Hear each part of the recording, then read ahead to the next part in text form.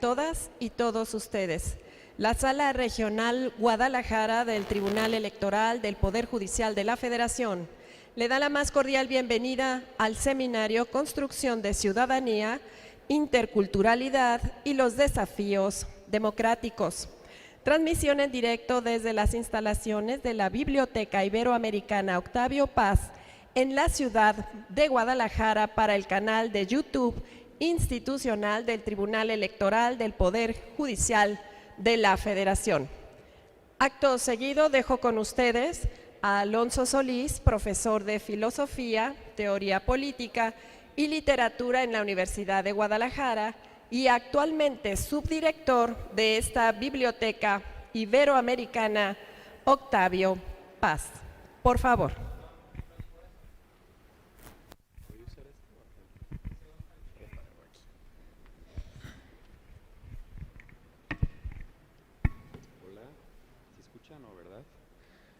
Hola, muy buenos días a todos, distinguidos magistrados, autoridades electorales, apreciados ponentes, señoras y señores. Es un gran honor para mí darles una cordial bienvenida en nombre de la Biblioteca Iberoamericana Octavio Paz a este seminario de nombre Construcción de Ciudadanía, Interculturalidad y Desafíos Democráticos, y hacerlo en lo que alguna vez fuera el aula mayor de la Real y Literaria Universidad de Guadalajara. Es un verdadero honor para nuestra biblioteca recibirlos durante esta jornada en la que se abordará un tema tan relevante como el que tenemos a consideración y sobre el cual será posible intercambiar diversas ideas y puntos de vista para la puesta en marcha del mejoramiento de nuestras instituciones de gobierno, de nuestra democracia y de nuestra sociedad.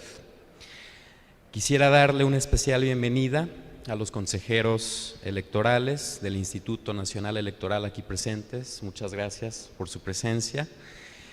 Y asimismo, me gustaría expresar mi profundo agradecimiento al magistrado Jorge Sánchez Morales por haber elegido a esta biblioteca para ser la sede del evento. Señor magistrado, muchísimas gracias, es un honor, y gracias a su magnífico equipo de trabajo, al licenciado José Luis, a Lupita del Carmen, muchas gracias.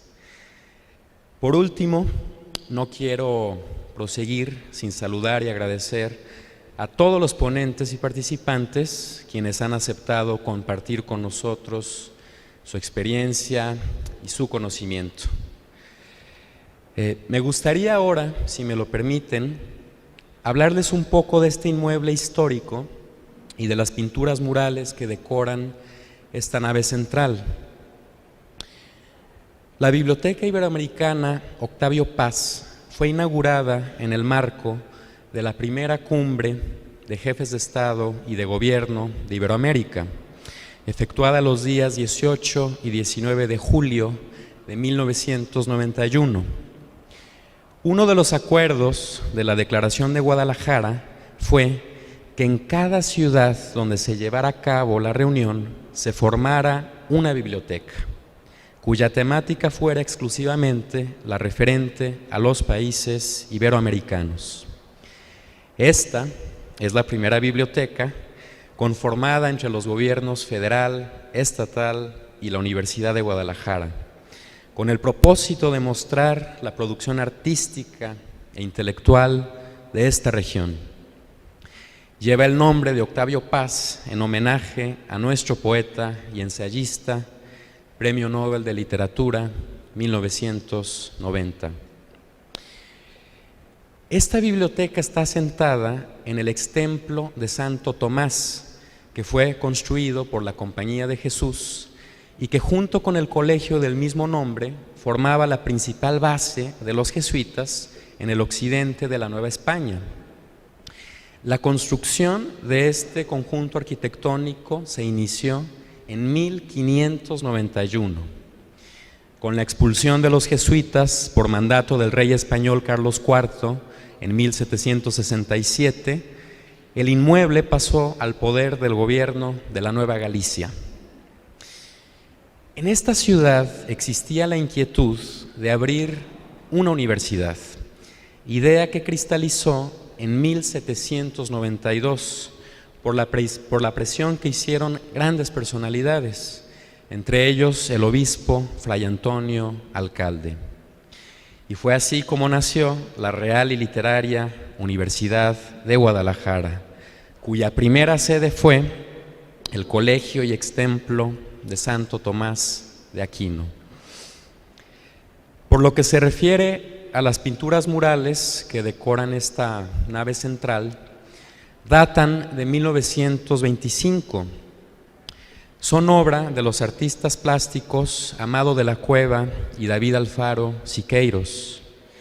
Y debo mencionar que esta obra representa para Jalisco su ingreso al movimiento muralista mexicano.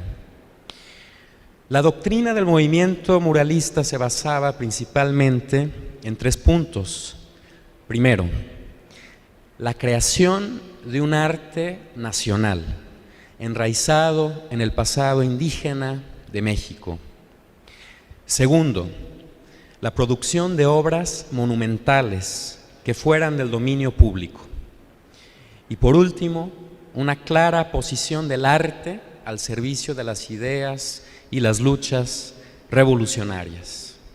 Si se fijan ustedes, el color de los murales pues es el rojo, ¿no?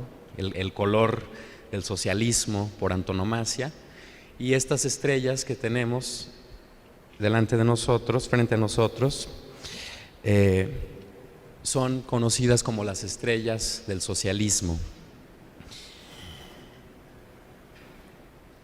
La idea que dio origen a los murales del Aula Mayor se aparta audazmente de la pintura en boga. Estos murales, si se fijan ustedes, no relatan anécdota alguna, solo muestran series de objetos y símbolos. Y como podrán ver, los temas centrales de los murales son el trabajo y la revolución. Sobre la puerta principal, si se fijan ustedes y dan la vuelta, sobre esta puerta, Amado de la Cueva hizo una alegoría en homenaje a Emiliano Zapata, custodiado por 2 campesinos que sostienen inclinados sus aperos de labranza. Quiero también mencionar que Amado de la Cueva fue un pintor muy prolífico que nació en esta ciudad de Guadalajara en 1891, estudió en Roma algunos años y regresó a pintar, ¿no?, en México, sobre todo en la ciudad de Guadalajara, pero él murió trágicamente en 1926 en un accidente de moto, y de no haber muerto ese pintor Amado de la Cueva, se hubiera convertido probablemente en un muralista de la talla de José Clemente Orozco, Siqueiros o Diego Rivera. La técnica de estos murales es al fresco, que se pinta directamente sobre el muro sin fraguar, por secciones según la complejidad de la pintura.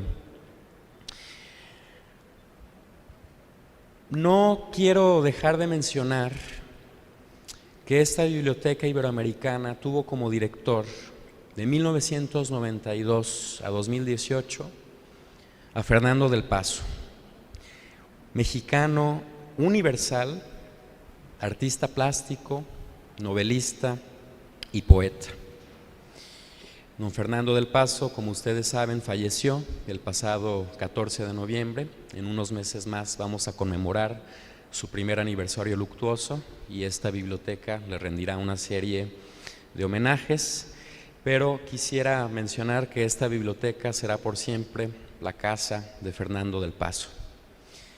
A partir del 16 de julio de este año, la dirección de esta biblioteca recae ahora sobre la poeta Carmen Villoro, amiga personal de don Fernando del Paso y una digna continuadora de la labor que durante tantos años encabezó el maestro del Paso.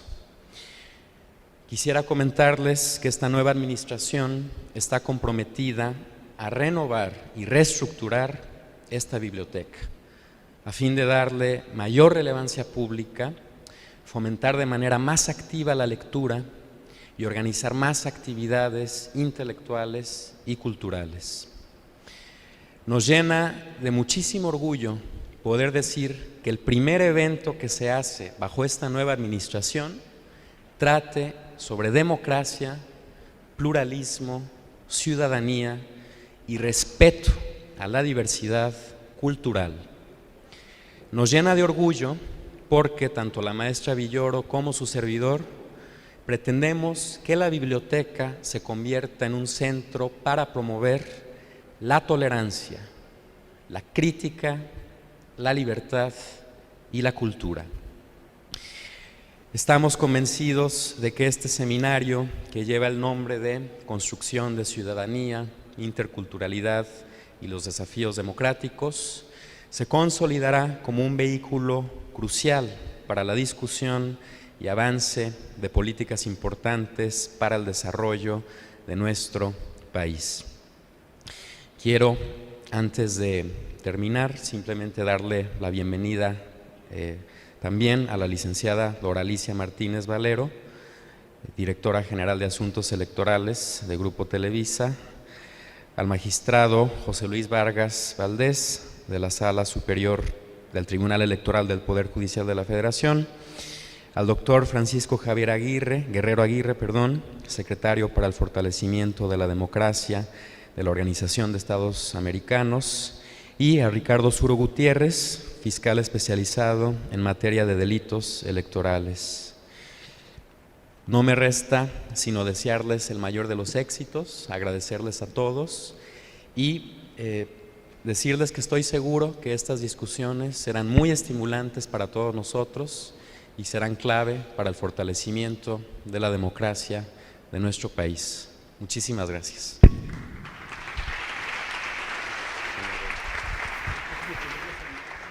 Agradecemos ampliamente la introducción y mensaje de bienvenida de Alonso Solís Silla, subdirector de este recinto. A continuación daremos la más cordial bienvenida a quienes integran esta mesa de trabajos, las redes sociales y su papel en los procesos de ciudadanización y voto informado.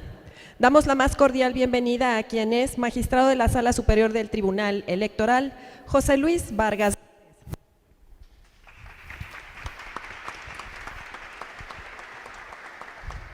Asimismo, damos la más cordial bienvenida al secretario para el fortalecimiento de la democracia de la Organización de Estados Americanos, doctor Francisco Javier Guerrero Aguirre.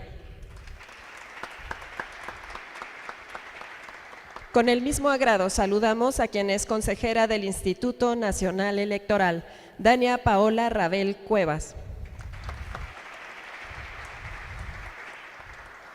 También saludamos con mucho agrado al consejero del Instituto Nacional Electoral, Enrique Andrade González.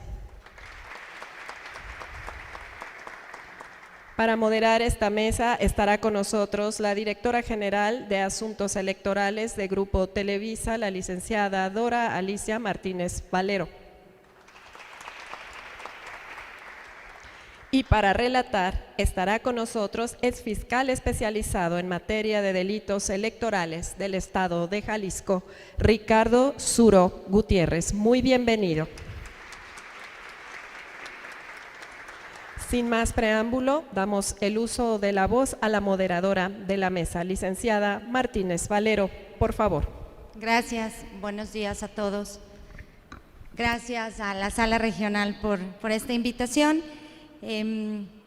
Yo solo quiero decir que me siento muy honrada en compartir esta mesa y dado que han crecido el número importante de internautas en este país y en el mundo, de pasar de 1,000 millones de internautas a 14,000 millones para el 2022 y que el 75% de esos internautas cuentan con redes sociales, la verdad que me parece que este tema es un tema fundamental y que sin duda impacta en los asuntos de democracia.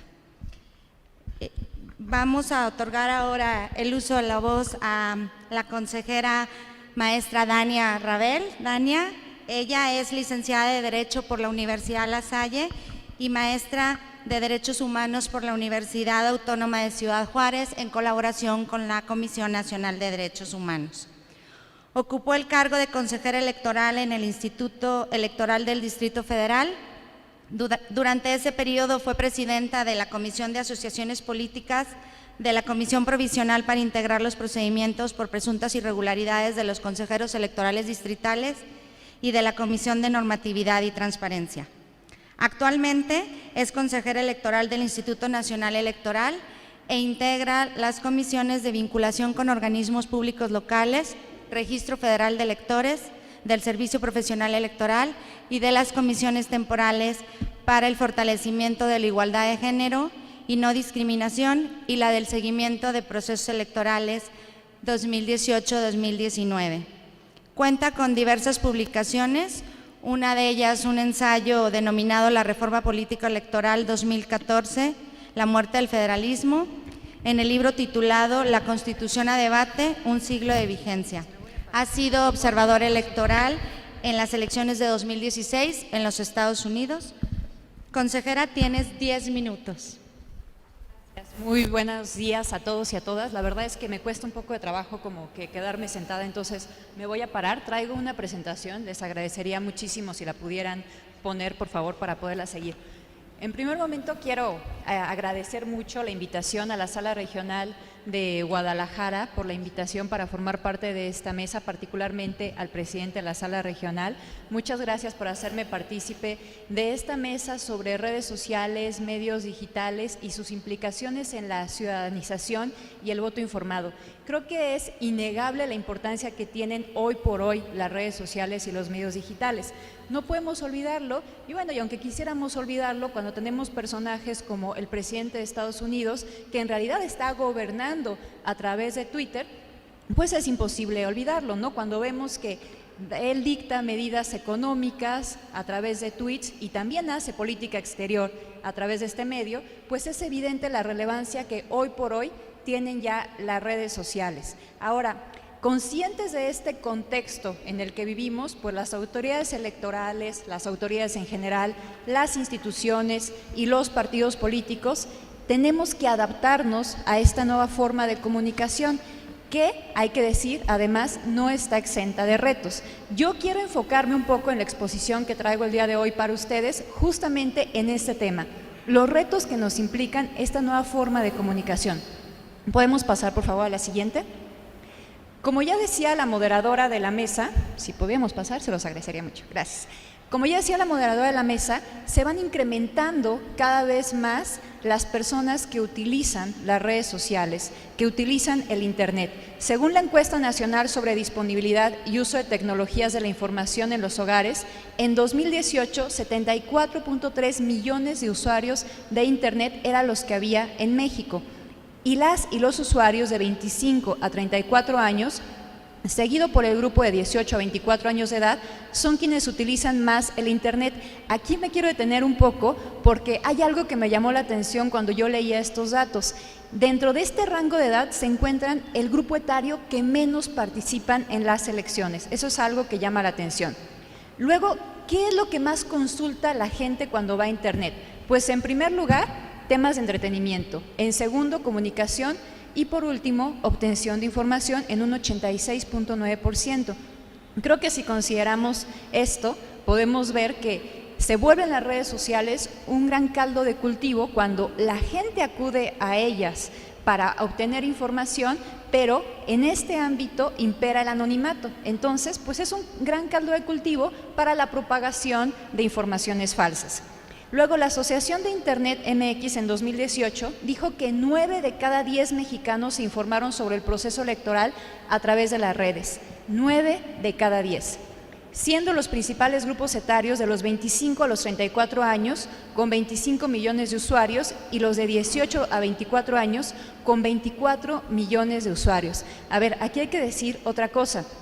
Este grupo etario es el mayoritario en la lista nominal. Constituye el 39.5% de la lista nominal, lo cual equivale a un 35.4 millones de mexicanos y de mexicanas. Por lo tanto, es evidente que ellos pueden incidir en una elección o incluso pueden determinar el sentido de una elección. La siguiente, por favor. A partir de 2016 vimos que en Estados Unidos se comenzaba a hablar con mucha frecuencia de las fake news y de la posverdad. Desde ese momento no hemos dejado de hablar de eso e incluso ahora podemos decir que hay 3 clasificaciones o 3 grandes clasificaciones de las fake news. La primera, los hechos que nunca ocurrieron pero que se distribuyen como noticias verdaderas para generar confusión o engañar al lector. Información que ha sido sacada de contexto. El protagonista no dijo lo que se interpretó en la noticia publicada o bien es material manipulado. El hecho ocurrió, pero se distorsionó el mensaje original, las imágenes del evento o la declaración del protagonista para dar un mensaje particular. Cuando yo leí esto, recordé algunas anécdotas de la elección extraordinaria de Puebla, que ustedes saben que la organizó el INE. Tuvimos que instalar una comisión temporal de debates para poder llevar a cabo el debate entre los candidatos a la gubernatura. Cuando fuimos a hacer la presentación del set del debate, pues salieron notas con los consejeros que integrábamos esta comisión haciendo mención de esto. Una nota decía, habíamos asistido la consejera San Martín, el consejero Ciro Murayama que presidía la comisión y yo. Y una nota decía, aquí están los consejeros San Martín, Murayama y Adriana Favela presentando el set. Y dije, pues sí me parezco un poco a Adriana, pero yo pensé que no tanto. Entonces, esa fue como la primera cosa un poco distorsionada. La segunda, quizá un poco más extraña, fue que salió otra nota en donde decían que el candidato a la gubernatura de Puebla, Ciro Murayama, había ido a conocer el set. Entonces, pues nos llamó desde luego mucho la atención y aquí ya empieza un tanto la rumorología. Lo que nos dijeron es que varios medios de comunicación locales suelen hacer esto de forma intencionada para generar más audiencia, para propiciar que a lo mejor de quien se está emitiendo una información falsa, errónea, pues pida una aclaración y entonces así más gente empiece a voltear a ver el medio de comunicación.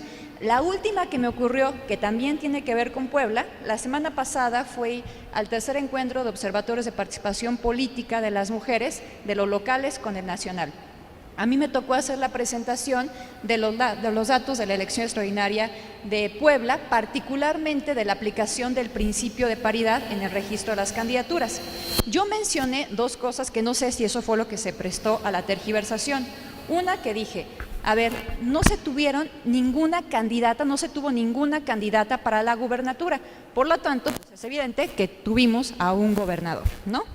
Y luego mencioné otra cosa, no pudimos aplicar el principio de paridad horizontal, o más bien no era necesario que hiciéramos esa revisión en ese momento en el INE, porque el principio de paridad horizontal se tiene que ver de manera integral y es algo que ya había revisado el organismo público local electoral de Puebla cuando se fueron a elecciones 217 municipios en Puebla. Entonces, como en esta ocasión nada más iban a ir elecciones 5 por elecciones extraordinarias, 5 municipios, ya no era necesario volver a hacer la revisión de la aplicación del principio de paridad horizontal.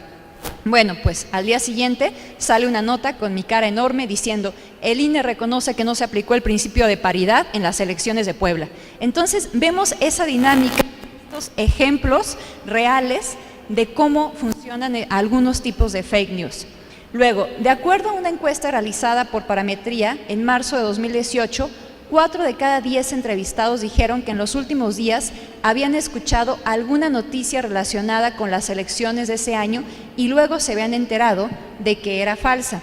A todo esto se agrega otro dato muy relevante, el hecho de que no es la única vía por la cual se allega a la gente de información, sino también tenemos pues la mensajería instantánea, particularmente el WhatsApp, en donde se pasa información de mano en mano y pues nos llegan videos, imágenes o divertidísimos memes, donde no podemos identificar quién es el autor de esas imágenes, de esos videos o de esos memes, y aun y cuando querramos nosotros hacer una investigación, es imposible llegar a saber quién hizo estos productos, pero que además tiene un componente adicional, el hecho de que pues genera más credibilidad en el receptor porque te lo está mandando uno de tus contactos, alguien pues a quien conoces y por lo tanto le tienes mucho más confianza. Todo esto se suma pues para lo que tenemos ahora y creo que podemos ya en este punto ilustrar cuál es la problemática que nosotros advertimos. Primero, un contexto en donde la gente está ávida de obtener información, por sus propias vías, pero también un ambiente en donde no es posible poder verificar mucha de la información que circula ahí, porque, como ya lo había dicho, impera el anonimato. La siguiente, por favor. Ante esto, pues desde luego, como ustedes saben, el INE hizo una estrategia para las elecciones de 2018. Básicamente la estrategia era inundar de información las redes sociales.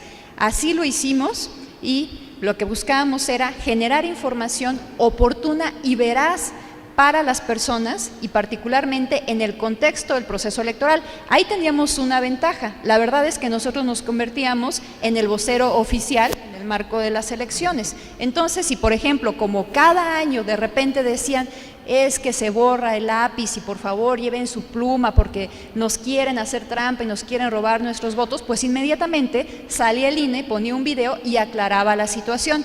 Sin embargo, hay que reconocer otra cosa. Aunque éramos un vocero oficial, quizá para algunos sectores de la sociedad no éramos un vocero válido. Entonces no nos podíamos quedar exclusivamente con eso. Por eso era importante que firmáramos convenios de colaboración con medios de comunicación, con periodistas de reconocido prestigio, para que ellos hicieran investigaciones independientes de la información y en su caso alertar a la ciudadanía y les dijera: esta información que se está presentando no es cierta. Así surge Verificado 2018, que realmente fue una gran herramienta para poder generar información cierta con la ciudadanía. Ahora, si además nos estábamos dando cuenta que la ciudadanía se estaba llegando de información a través de Twitter, a través de Facebook, a través de Google, pues también tendríamos que firmar convenios con ellos. Así lo hicimos y por estas vías se hizo llegar el PREP, se difundió el PREP, también se difundieron los 3 debates presidenciales y también se difundieron los mensajes que dio el consejero presidente el día de la jornada electoral. Ahora, todo mundo podemos tener acceso a las redes sociales. Todo mundo podemos tener una cuenta. Sin embargo, el tenerla no implica que estemos haciendo un uso eficiente de las mismas. Por ejemplo, Hillary Clinton. Hillary Clinton, cuando fue candidata a la presidencia de Estados Unidos, tenía 7.700.000 seguidores. No obstante, 1 de cada 5 tweets que ella ponía en realidad eran retweets. Entonces, desde mi perspectiva, estaba desaprovechando una gran audiencia que ella tenía. Las redes sociales no son efectivas si la comunicación es unidireccional. Lo que se trata es de entablar un diálogo. Gracias, ya lo vi. La siguiente, por favor. Tenemos 3 grandes referencias que ya conocemos todos y todas muy bien, de personajes políticos que han hecho un buen uso de las redes sociales.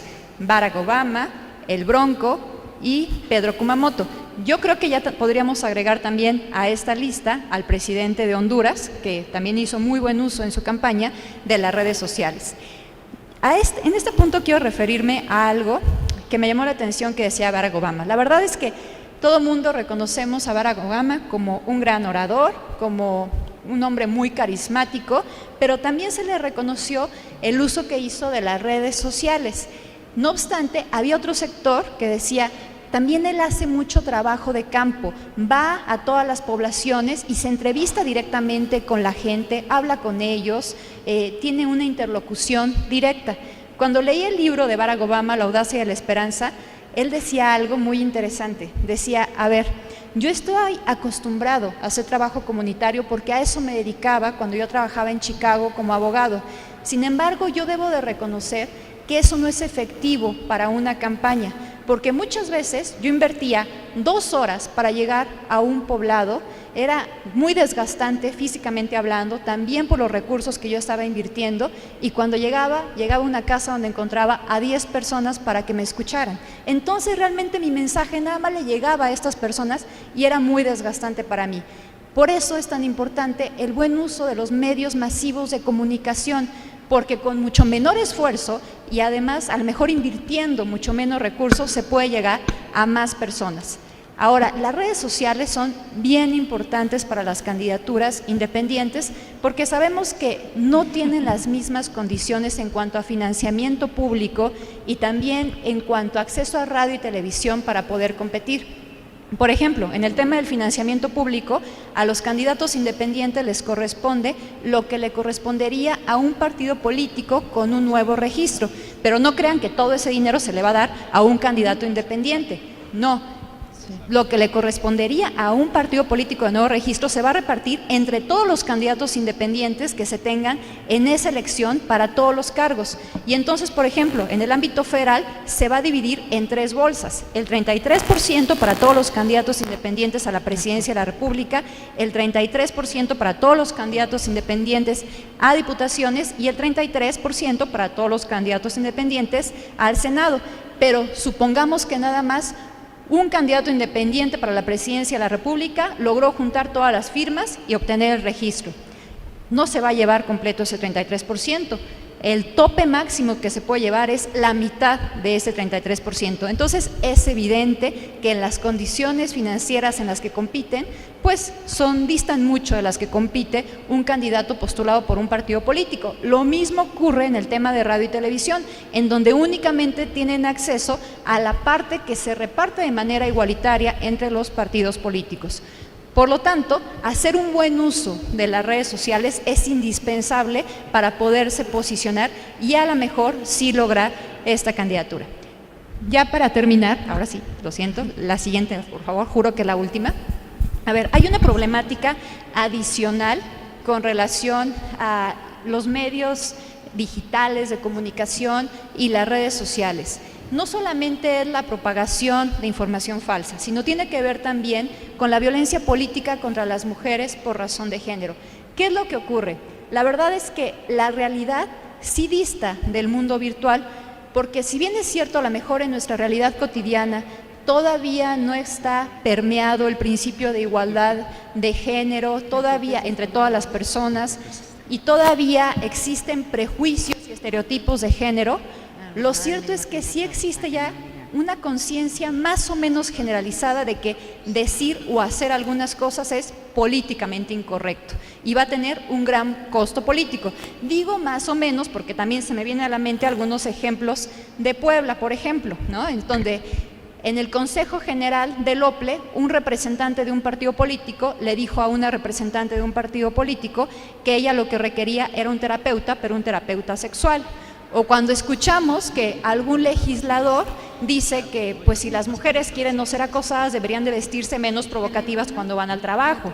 O cuando escuchamos que otro legislador dice que se niega rotundamente a legislar sobre el tema del aborto porque él qué culpa tiene que las mujeres no cierren las piernas. Entonces todavía tenemos esas expresiones, sin embargo cada vez el costo político por esas expresiones va siendo mayor.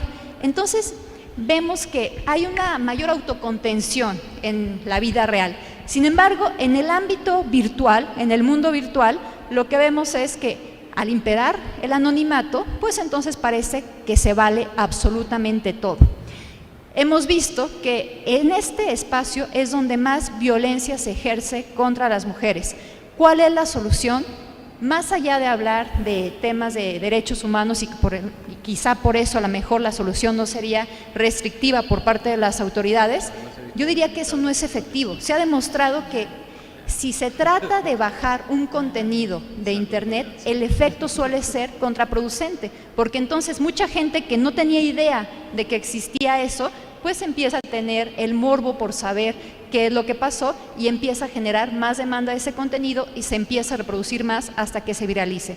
Lo que nos han dicho las personas expertas de Twitter y de Facebook es que lo que se tiene que hacer son generar redes de apoyo, redes en donde ante alguna expresión misógina o sexista, lo que se haga sea que salgan varias mujeres, que salgan varias personas de distintos partidos políticos a descalificar ese tipo de reacciones. Y bueno, lo siento porque creo que ya me extendí un poco, pero hasta aquí me quedaría. Muchas gracias. Gracias, consejera. Ahora toca el turno del consejero Enrique Andrade González. Él es licenciado en Derecho por la Universidad Iberoamericana, tiene estudios de maestría y doctorado en Derecho por la Universidad Nacional Autónoma de México y cuenta con 2 diplomados, uno en Derechos Humanos por la UNAM y el otro en Instituciones de México por el ITAM. Fue electo por el Pleno de la Cámara de Diputados como consejero electoral para el periodo 2014-2020 y actualmente preside la Comisión Temporal de Vinculación con Mexicanos Residentes en el Extranjero y análisis de las modalidades de su voto, así como el Grupo de Trabajo en Materia de Transparencia del Instituto Nacional Electoral. Es integrante de las comisiones del Registro Federal de Electores, de la del Servicio Profesional Electoral y de Capacitación y Educación Cívica, así como del Comité Editorial. Destaca entre sus publicaciones el libro Contra la Oscuridad, Ensayos de una corrupción, del cual es coautor, así como textos El nuevo modelo de fiscalización y el federalismo electoral en México. Muchas gracias. Tiene 10 minutos, consejero. Muchas gracias, Dora, por la presentación. Un gusto, además, estar acá en esta mesa contigo y, por supuesto, con el magistrado José Luis Vargas, con Paco Guerrero, que espero que regrese, con Dania y con Ricardo.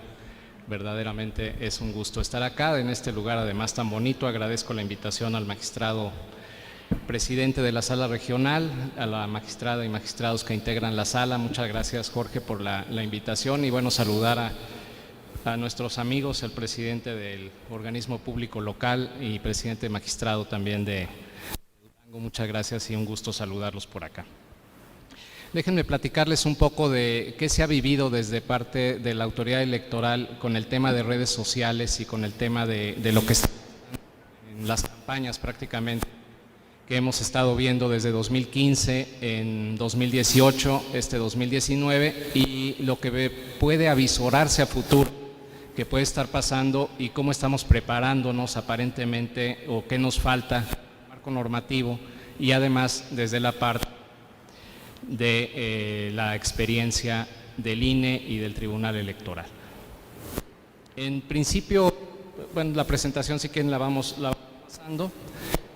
Creo que traemos algunos datos que no coinciden plenamente. Yo tengo el dato de que 79.1 millones de usuarios de Internet en México y esto se más o menos las redes sociales que están teniendo más auge en el país. Facebook, WhatsApp, un poco después Twitter, en fin. Y todos los usuarios prácticamente una vez al día están conectados. Poco más de 59% de los mexicanos están por lo menos una vez al día conectados en una red social. ¿Qué es lo que tenemos? Si quieren pasar la siguiente, por favor, y una más. Esto es lo que estábamos viendo. ¿Qué es lo que pasó en el 2015? En principio, un candidato nos informa dentro de sus gastos de campaña que tuvo un gasto en Facebook y que el reporte del gasto es… Gracias. Que el reporte… Gracias. Que el reporte del gasto es que utilizó prácticamente 30,000 pesos que gastó en Facebook en publicidad. Esto nos alerta en el instituto y decimos, ¿quién está gastando en redes sociales o cómo le hacen los candidatos para gastar? La verdad es que era un tema muy novedoso todavía y no sabíamos cómo fiscalizarlo, cómo preguntar, etcétera. Prácticamente de casualidad se manda un oficio a Facebook, la representación de Facebook en México, y se le dice, hoy quisiera que me informes qué candidatos están gastando y cuánto se está gastando en tu red social para publicidad. Y nos contesta Facebook, que parece que es un compromiso, además una obligación que tienen, no sé si autoimpuesta o ya es una especie de normatividad interna, pero nos contesta Facebook de Estocolmo, de Suecia, y nos dice los candidatos que están gastando en México son estos y están gastando tanto.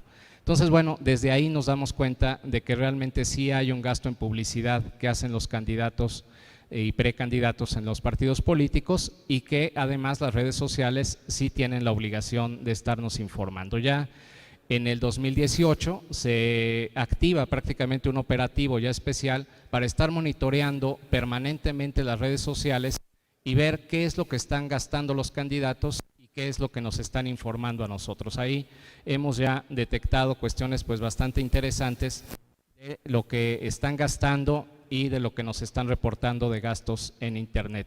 Aparentemente lo que nos reportan es un gasto de publicidad. Esto es, si abrimos la página de Facebook de repente sale un anuncio que puede ser un anuncio comercial o que puede ser un anuncio del candidato del partido tal, vota por, etcétera, que es obviamente pues una publicidad que se puede considerar como propaganda de campaña, pero que además pues es muy fácil de detectar si se están de alguna forma monitoreando estas redes sociales. Esto puede pasar en Twitter, puede pasar en Facebook, pudiera pasar en mensajes de texto, pudiera pasar en mensajes de WhatsApp, pero estaríamos hablando de publicidad que pudiera ser de alguna forma identificada como un beneficiado, un candidato a un partido político, y en base a eso determinar un costo, y si no fue informado debidamente, una sanción.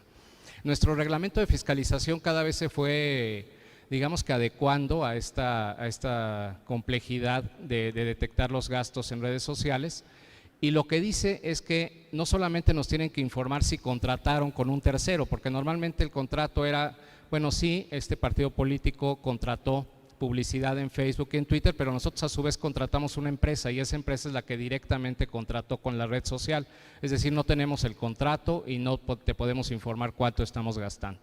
El reglamento lo que dice es, no solamente me debes de informar que contrataste con un tercero, sino además ese tercero nos tiene que informar qué contrató, cuánto fue, etcétera, y si no, lo damos como gasto no reportado. Si quieren pasamos a la siguiente. Lo que les comentaba prácticamente nos contesta Facebook, que es el primero que nos dice que están gastando, pero ahorita ya estamos haciendo el cruce con Twitter, con Google, en fin, y con YouTube para saber si hay también gastos en esto. Vemos la siguiente, por favor. Ya en este último proceso electoral 2018-2019, tuvimos como gasto no reportado en internet ya multas de 5.650.000 pesos a diversos candidatos y partidos políticos. Todavía el gasto no reportado sigue siendo en materia de fiscalización la parte más importante que nosotros sancionamos, y mucha de estas es en internet lo que pudimos detectar. Prácticamente el gasto en internet en el último proceso electoral, que como saben fue en 5 entidades federativas, fue de poco más de 26.843.000 pesos, lo que nos reportaron los candidatos que habían gastado en redes sociales. La siguiente, por favor. ¿Qué fue lo que nos pasó en 2018, además del tema de fiscalización, que nos alertó a hacer justamente lo que decía Dania, convenios con las redes sociales? Uno de ellos, que fue el primero y a mí me tocó como presidente de la Comisión del Registro Federal de Electores, es que empezó a salir un tema en redes sociales que decía, si tú tienes credencial del IFE, no vas a poder votar en la elección, porque ahorita las únicas válidas son las credenciales del INE. Entonces, esa credencial del IFE no te sirve, ve a los módulos y cámbiala. Lo que teníamos en ese momento de inexistencia de credenciales del IFE eran poco más de 11 millones de credenciales, obviamente válidas todavía del IFE, y lo que nos iba a generar es que se abarrotaran los módulos días antes de que cerraran los módulos por las elecciones, y obviamente iba a ser una situación de negligencia del instituto de no poder atender una demanda que de repente no estaba considerada ni presupuestada de más de 10 millones de credenciales probablemente en mes o mes y medio. Inmediatamente tuvimos que salir a dar conferencias de prensa, obviamente invadir también las redes sociales y decir que las credenciales del IFE que fueran vigentes, que se podía ver la vigencia en la misma credencial o en la parte de atrás de la credencial, podían ser utilizadas en la elección, que no iban a tener ningún problema.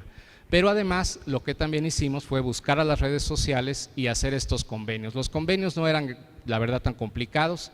Lo que se comprometieron las redes sociales es: yo no puedo bajar la información falsa o fake news que esté en Twitter o en Facebook, pero lo que sí puedo hacer es darte a ti como el primer lugar de la noticia, y si tú detectas una noticia falsa en contra de las elecciones, inmediatamente da la información verdadera y nosotros la vamos a replicar cuantas veces sea necesario y en toda la red. Entonces, bueno, pues esto de alguna forma ayudó a bajarle el nivel a las fake news. No ayuda a que no existan, pero sí ayuda a que la información verdadera también pueda ser difundida.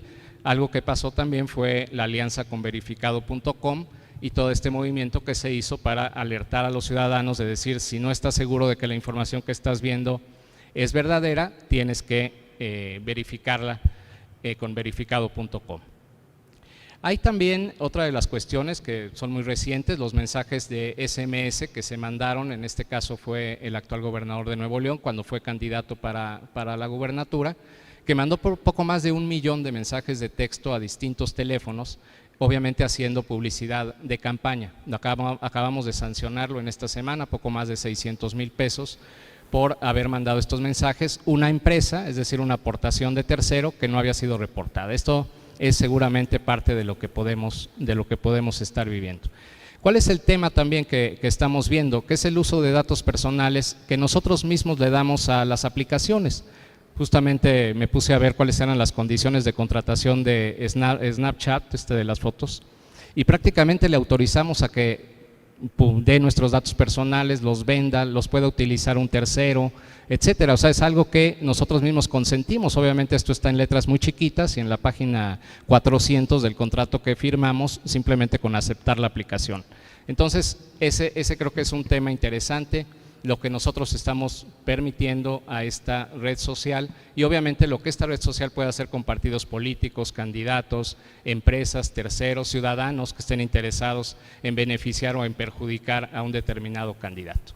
Y la otra parte, pues obviamente las fake news o lo que puede estar mandándose a redes sociales en base a nuestros propios gustos, a nuestras propias opiniones que estamos manifestando en la red social. Esta se aprovecha por parte de un partido político, candidato o un tercero, sesgar la información, que es algo de lo que pasó en las elecciones de Estados Unidos. Si a ti te interesa la seguridad, debes de saber que el Partido Demócrata en esta ciudad no ha hecho nada, etcétera. Entonces, eso es parte de lo que puede pasar. Vamos a ver una más, por favor. Y ahorita estoy consciente de que ya me estoy pasando del tiempo, pero nada más para terminar. Yo creo que algo muy importante que habrá que destacar, y más ante ustedes como especialistas del derecho electoral, es que no tenemos el marco normativo suficiente o el marco normativo moderno para poder realmente ubicar cuáles son las cuestiones que están sucediendo en las redes sociales, en procesos electorales y en campañas, y cómo sancionarlo. La verdad es que a mí no me queda muy claro si puede ser o no propaganda electoral en campaña lo que pudiera estar pasando en las redes sociales como fake news o utilizando nuestros datos personales y mandando supuestamente noticias para favorecer o para perjudicar a un candidato. Desde mi punto de vista no existe, y además, como decía Dania, como es anónimo, pues no hay a quién sancionar. Desde luego creo que vamos a ver en próximas elecciones la petición de medidas cautelares, trata de bajar esto de Facebook, trata de bajar esto de WhatsApp, etcétera, pero no nos da hasta ahorita el marco normativo como para hacerlo. La siguiente, y creo que es la última. Lo que tenemos, como ustedes saben, es esta jurisprudencia, porque en principio la red social se vio como un espacio de libertad, y así fue como justamente la jurisprudencia que estamos viendo, emitida por la Sala Superior, se dice incluso en vez de electoral, lo que sucede en redes sociales se entiende como espontáneo, es un espacio de libertad de expresión y por lo tanto debes de permitirlo tú como autoridad electoral y no sancionarlo. Creo que esto habrá que revisarlo cada vez. No sé si ustedes coincidan, pero nos damos cuenta que las redes sociales también son utilizadas para cuestiones que son en contra de la norma y justamente en contra de la normatividad electoral. ¿Qué es lo que podemos estar viendo? Campañas en el extranjero, vía redes sociales, que sabemos que están prohibidas. Podemos estar viendo también campaña negra, calumnias, videos alterados, etcétera. Y difícilmente vamos a poder hacer algo con la norma que tenemos actualmente. Creo que esto es lo que nos debe de alertar ahora que se está pensando en reformas electorales, y creo que no deben de ser nada más viendo cuánto cuesta y cuánto nos podemos ahorrar, sino justamente ver estos temas del futuro que nos van a estar alertando, que nos van a estar sucediendo como autoridades electorales, primero a las autoridades administrativas y luego a las jurisdiccionales, y creo que no tenemos ese caparazón normativo para combatirlo. Esto creo que es lo más importante que les quería dejar, y hacer esta reflexión para ver qué podemos reformar o cómo le podemos hacer para estar listos para la elección de 2021, en donde seguramente las redes sociales van a ser un espacio para campañas negras y para que se pueda perjudicar la propia elección con las autoridades electorales y además a candidatos y partidos políticos. Muchas gracias.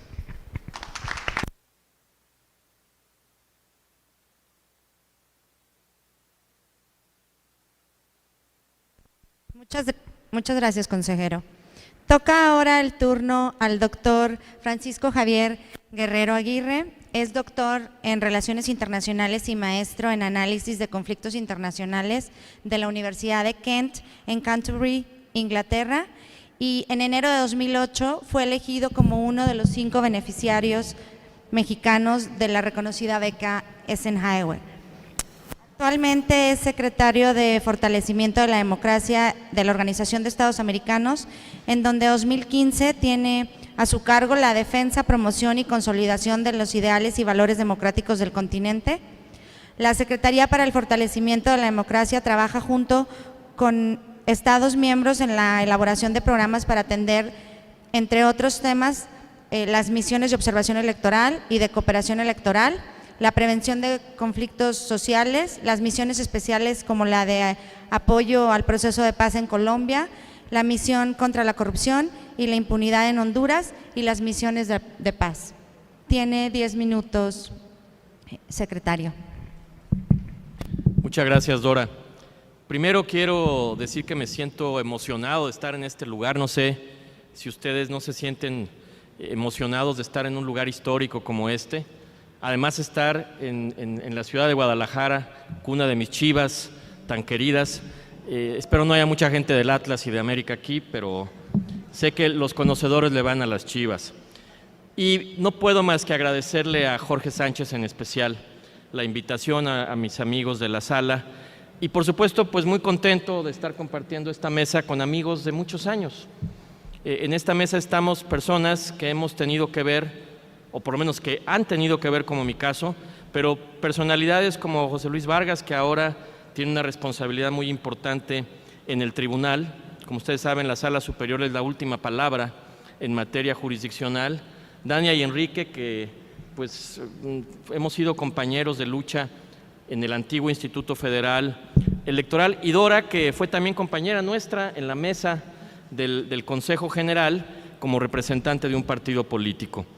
Habiendo dicho todo esto y sintiéndome muy contento de estar aquí, yo quisiera hacer una reflexión un poco más allá de los procedimientos y las decisiones que ustedes tienen que tomar todos los días.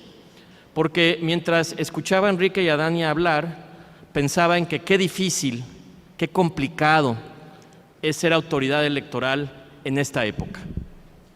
Cuando yo fui autoridad electoral las cosas eran difíciles, pero ahora en mi experiencia en las misiones de observación electoral y de viajar por todo el continente viendo cómo mis colegas organizan elecciones, realmente quiero primero felicitarlos y felicitarlas por seguirse dedicando a una labor social tan importante. No desmayen en el intento de impartir justicia y de organizar elecciones, porque quiero darles, la buena noticia es que tienen que seguir al pie del cañón. La mala noticia es que los procesos electorales cada vez van a ser más complicados, más difíciles y más llenos de campañas negras. Como ya se ha dicho, las redes sociales llegaron para quedarse y por eso es imprescindible que puedan ser analizadas y tratadas desde varios puntos de vista. Yo utilizo esta expresión y me parece que quizá dibuja lo que estamos viviendo. El juego de la democracia sigue siendo el mismo, es la disputa por el poder para tomar buenas decisiones en favor de los electores y del pueblo, pero el tablero en el que se jugaba cambió. Es un tablero multidimensional. ¿Qué es lo primero que hacen ustedes en la mañana cuando se despiertan? Bueno, no exactamente lo primero, lo que hacen después de que hacen lo primero. ¿Qué es lo primero que hacen?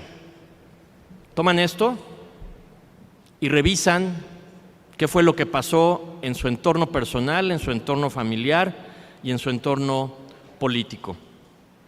¿Y qué es lo último que hacen antes de irse a dormir? Volver a revisar el aparato, porque este aparato es nuestro decodificador cotidiano. Vivimos con él y vamos a transformar el juego democrático a través de él. Yo estoy convencido que las redes sociales son un gran igualador democrático. ¿Por qué son un igualador democrático? Porque le permiten a cualquier persona que tenga acceso a un aparato de estos expresar su punto de vista. Eso no sucedía el siglo pasado. Empezó a suceder, ya lo narraba Dania, a través de algunas campañas, pero ahora esto se ha modificado de manera sustantiva. También hay un problema grave. Con estas ventajas de la comunicación política, también viene lo que se llama o se ha denominado como el bullying digital. No sé si ustedes sean tuiteros, pero si entran a las discusiones en Twitter, por ejemplo, las posibilidades de que un diálogo sea civilizado, positivo, amable, son virtualmente nulas. Hay personas que han decidido incluso salirse de Twitter simplemente con la idea de que no es necesario sufrir ese tipo de acoso. La mala noticia o la buena noticia para las autoridades electorales es que ustedes no se pueden salir de las redes sociales. Y como se dice vulgarmente, tienen que aguantar vara de todo lo que les dicen, de todo lo que se refleja en la opinión de la gente. Las redes sociales también se han transformado a través del bullying digital en un ataque permanente a las instituciones que tratan de lograr dos objetivos: lastimar su credibilidad y destruir la confianza de los ciudadanos. Se dice muy rápido, pero ustedes saben que la confianza toma mucho tiempo en construirse y es muy fácil que desaparezca. Y por eso los políticos modernos, los que entienden el nuevo juego, este nuevo tablero multidimensional, se han negado a salir de las redes sociales. En su primera entrevista como presidente de los Estados Unidos de Norteamérica, Diane Sawyer le preguntó a Donald Trump si iba a renunciar a su cuenta de Twitter, porque normalmente había una cuenta que era la del presidente, y él dijo: de ninguna manera, bajo ninguna circunstancia. ¿Por qué? Porque imagínense el enorme privilegio que tiene un político de tener un canal de comunicación directa con los ciudadanos sin intermediarios. Y ustedes lo ven en las lógicas de comunicación política modernas. Cuando éramos nosotros jóvenes, ustedes se acuerdan del viejo modelo de comunicación política, ¿no? Hacía un mitin un político, la gente iba al mitin, si tenía suerte el político o gastaba dinero en la noche, transmitían en el noticiero de la noche el evento, y al día siguiente los periódicos lo reproducían. ¿Cómo funciona ahora? ¿Qué hacen los políticos que entienden a las redes sociales? Están en tiempo real, en tiempo real. Y un político que tenga buena difusión social pone al día 15 o 20 tweets con un objetivo específico. Y ese objetivo específico es llegar a los ciudadanos. Y nosotros seguimos pensando en los mismos términos de la cultura de la espotización, que es el corazón de la reforma, en el caso mexicano, de la reforma de 2008. Se creó toda esta espotización con el propósito de que millones y millones y millones de mensajes llegaran a los ciudadanos con la idea, con la ilusión, diría yo, de que iba a haber un mejor debate de políticas públicas. Esto evidentemente ha cambiado y ha dado espacio a un fenómeno, del que en 10 minutos es imposible hablar más, a un fenómeno que a mí me parece que es quizá el más grave que estamos viviendo, que es el fenómeno de la manipulación de la información. Un voto razonado, un voto inteligente, ¿con qué debería tomarse? ¿Con la cabeza, con el corazón, con el hígado o con el estómago? ¿Ustedes qué creen? Pues lo racional sería que nosotros votáramos con la cabeza. La pregunta es, ¿los electores del siglo XXI están votando con su cabeza o están votando con el hígado o con el estómago o con el corazón? Y esto lo traigo a colación porque el modelo de campañas se modificó tan brutalmente que lo que se busca ahora no es un intercambio. ¿Se acuerdan en la antigüedad cuando había debates presidenciales, de gobernador, y digo la antigüedad siendo irónico. ¿Se acuerdan que llegaba alguien y decía, yo voy a resolver este problema así, así, así, y voy a gastar tanto y tanto y tanto, y estas son mis 5 políticas públicas? ¿Son así los debates de la actualidad? ¿Qué es lo que busca hacer el candidato en este momento? Busca una conexión emocional, de inteligencia emocional, con el propósito de poder captar fundamentalmente o el hígado o el corazón de los electores. La información sigue siendo un bien público y como bien público, la gran tarea de los jueces electorales en el futuro, y qué bueno que a José Luis le toca cerrar, porque él nos va a dar seguramente muchas luces de lo que ha venido pensando en la materia, porque además sé que lo ha estudiado. ¿Cómo evitamos que las redes sociales destruyan la democracia? Si las redes sociales son solo un mecanismo para comunicar fake news, desinformación, campañas negras, vamos a terminar con candidatos, presidentes, gobernadores, que van a llegar a los cargos y no van a tener una plataforma política de políticas públicas. Van a tener una comunicación que puede rayar o en el fanatismo, donde los electores se transforman en fanáticos, no en ciudadanos que toman decisiones informadas.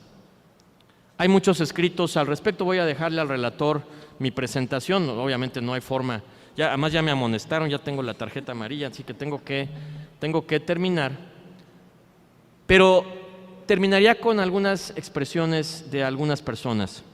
Mario Riorda, por ejemplo, dice que las campañas y los procesos electorales clásicos han muerto.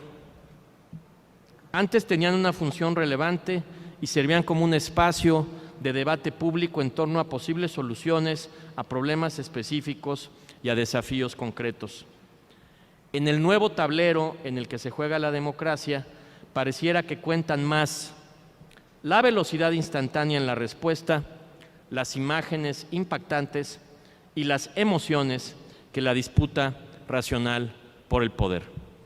Recientemente, seguramente vieron esa foto, hay una foto de unos changuitos, una mamá changuita que está abrazando a su hijo changuito y alguien lo puso en la red para hablar sobre el problema del Amazonas.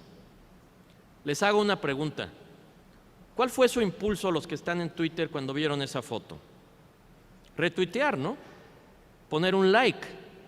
¿Saben que esa foto no es del Amazonas? Es una foto de África. ¿Pero qué buscaba esa foto?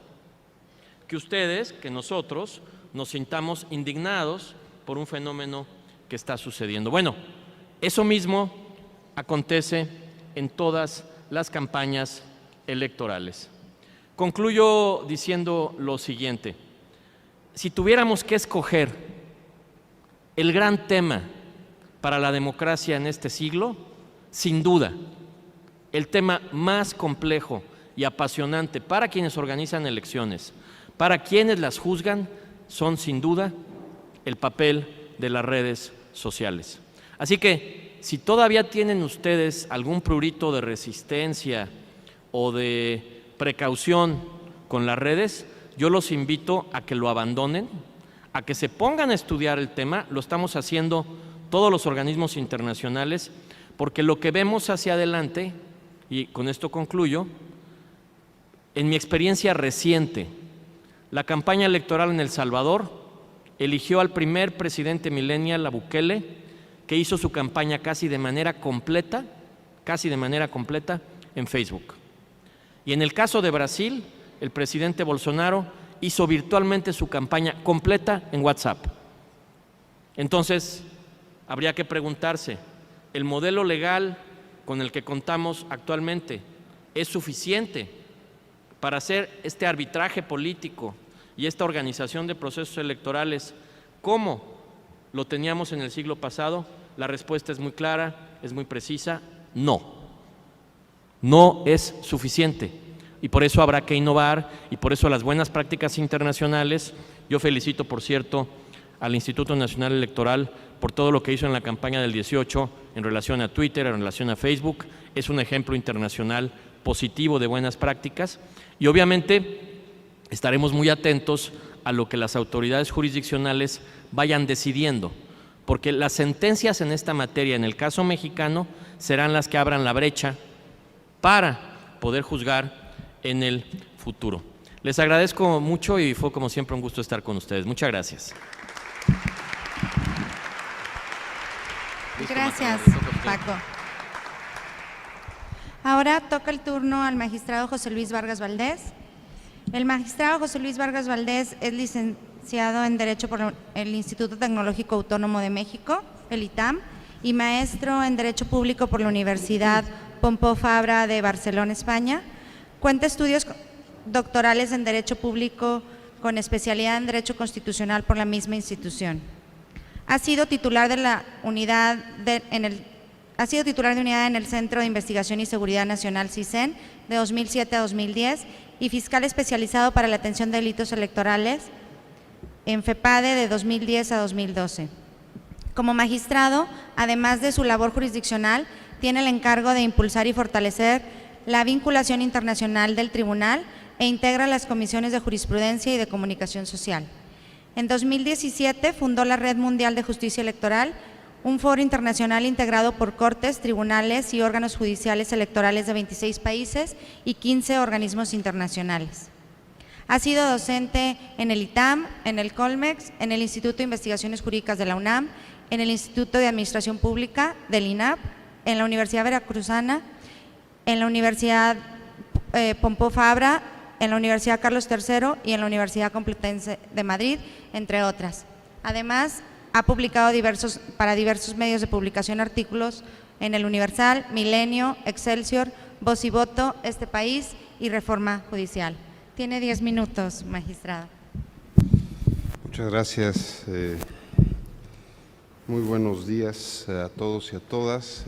Saludo especialmente a la consejera Dania Rabel, al consejero Enrique Andrade, a mi querido amigo Paco Guerrero. Agradezco la invitación al magistrado presidente de la Sala Guadalajara, a mi querido amigo Jorge Sánchez Morales y por supuesto también a la magistrada y al magistrado de la misma Sala Regional. Es difícil después de todo lo que ya se dijo decir algo nuevo, pero creo que la gran ventaja de este tema es que suceden cosas nuevas por segundos y creo que eso, como ya lo decía Paco Guerrero, es lo fascinante de este tema. Yo voy a concentrar mi intervención no tanto en temas de jurisprudencia o de resoluciones del tribunal que yo pertenezco, porque como lo decía Enrique hace un momento, la verdad es que la jurisprudencia en esta materia es prácticamente nula o está en pañales, yo así lo definiría, pero está en pañales no por otra cosa, sino porque creo que el tema que nos toca ponderar a los juzgadores es absolutamente sensible en lo que toca con los valores democráticos de una sociedad. Y creo que eso es lo que nos lleva a ser sumamente precavidos en cada una de las acciones que se tomen en esta materia, pues porque estamos ante una ponderación de valores y de bienes jurídicos a tutelar que tenemos que prever todos los efectos que pudiera llegar a tener cualquier control, cualquier censura en esta materia. Por supuesto, por un lado tenemos, y creo que es un bien intocado, yo llamaría, pues es una carta de triunfo a nivel mundial, la libertad de expresión, es decir, no hay una concepción de país democrático si no está acompañada de libertad de expresión.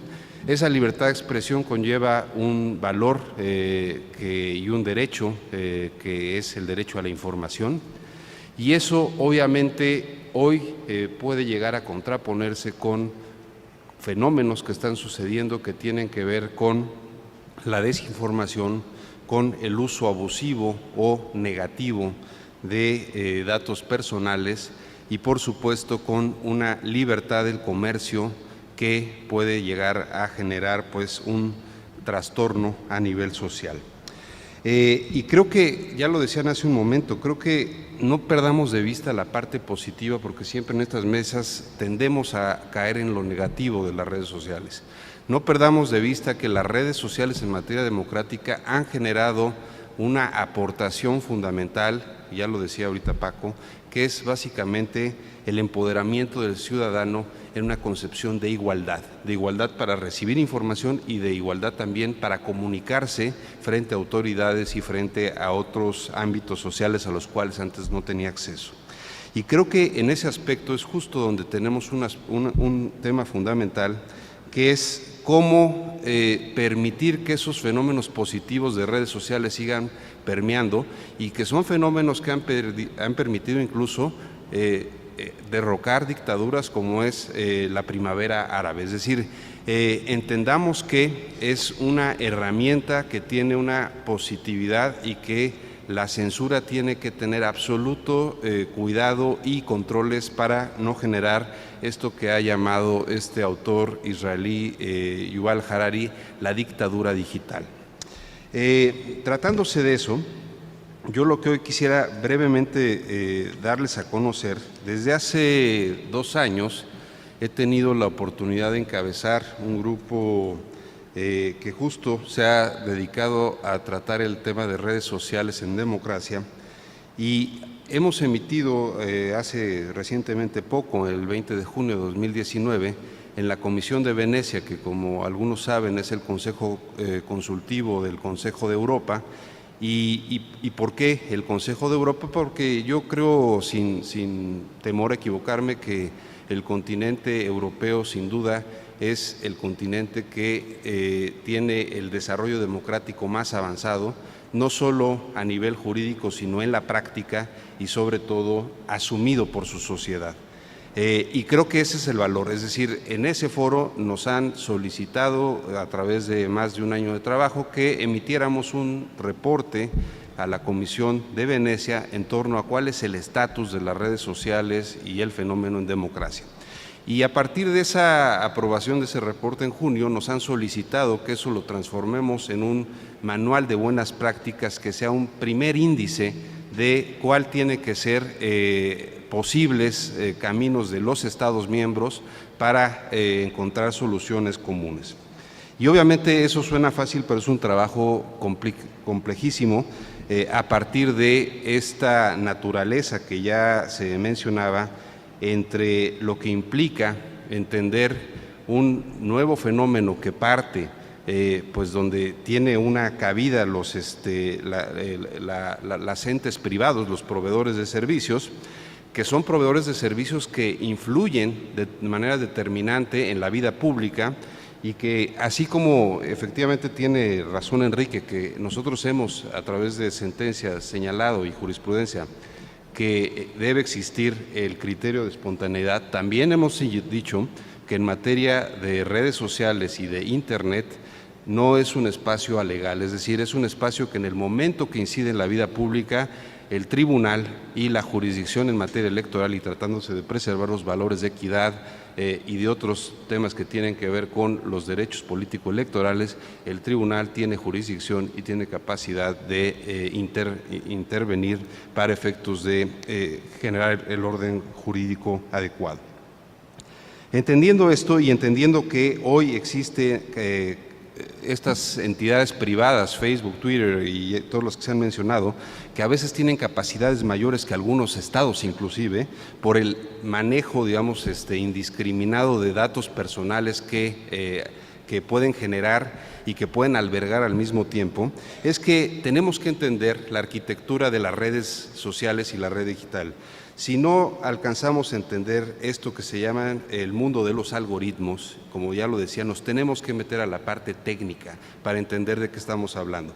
Si no alcanzamos a entender que estos proveedores tienen la capacidad de albergar esa información de manera dispersa, de tal suerte que no sepamos dónde se crea, dónde se distribuye y dónde se almacena, estaremos en conflictos y estaremos pues un poco como este ejemplo del perro que se está mordiendo la cola y nunca se la logra encontrar. ¿Y por qué digo esto? Porque creo que para entender esto también tenemos que entender algo que hoy es común y que todos sin darnos cuenta diario vamos siguiendo ese camino, que es esto que se llama el profiling. El profiling, que es esta capacidad de las redes sociales de irnos aislando de un mundo colectivo a partir de información individualizada que nos va generando y nos va alimentando de aquella información que a través de los algoritmos se entiende que es la que nosotros queremos recibir. Y en materia democrática, ¿eso qué sucede? Que nos va generando un aislamiento de todas las demás opciones políticas y discursos para enfocarnos en un solo concepto, partido o candidato. ¿Eso qué tiene de problema? Pues básicamente que al final existen esta capacidad también comercial de pagar porque eso se genere de manera masiva, y eso evidentemente, como ya se decía aquí, empieza a trastocar los criterios de equidad en una contienda tradicional.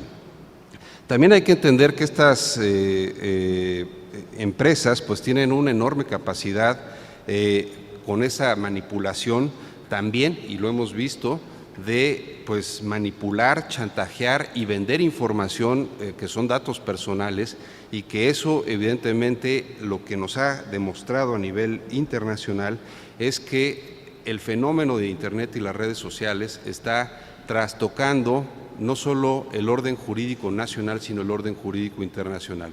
¿Por qué razón? Porque teníamos esta concepción de Estado soberano a partir de tres conceptos: población, territorio e instituciones. Y hoy lo que tenemos, y esa concepción de Estado de Derecho Público Internacional venía asociada con un factor que es instituciones internacionales, tribunales internacionales que atendían derechos a partir de esas tres concepciones: Estado, instituciones, población y territorio. Y hoy que tenemos que esa arquitectura, esa estructura del derecho público internacional se ve fracasada frente a los problemas que está enfrentando las redes sociales, como es el ataque ruso a las democracias de Estados Unidos y de otros países. ¿Cómo podemos hacer para corregir eso? Pues creo que el reporte que nosotros hemos presentado en la Comisión de Venecia, primera, lo que señala es que hacer un tratamiento de lo que implica y los alcances y obviamente entender la naturaleza de las redes sociales es un factor fundamental. ¿Por qué? Porque cada red social es distinta, es decir, Twitter tiene un componente público, WhatsApp tiene un componente privado. Darle el mismo tratamiento a Twitter que a WhatsApp sería un error en términos de libertades, porque WhatsApp se trata en gran medida de conversaciones privadas, y ahí entra todo un ámbito del derecho a la intimidad y derecho pues a la privacidad. Termino. Me parece que una de las cuestiones fundamentales en este aspecto es no perder de vista la actividad pública que empiezan o que se tiene y que predomina en las redes sociales.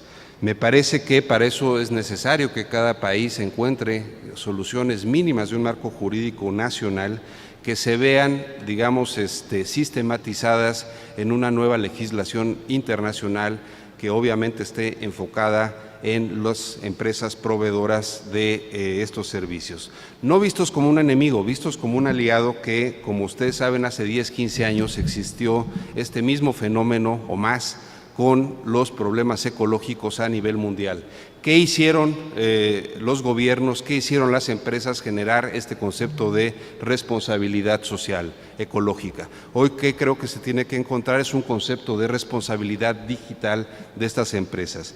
Y básicamente cómo creo que se tienen que evidentemente ir ellos cediendo espacio, pues a través de entender códigos de buenas prácticas comunes entre estados democráticos y estas empresas, con la finalidad de que puedan ejercer una libertad comercial sujeta a una revisión, a una fiscalización, y que obviamente eso esté en un marco de armonía donde lo que se respete fundamentalmente es el derecho ciudadano a comunicarse y a recibir información veraz.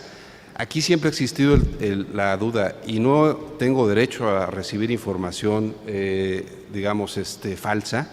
Es decir, hay gente que le gusta mandar chistes y saben que es falso.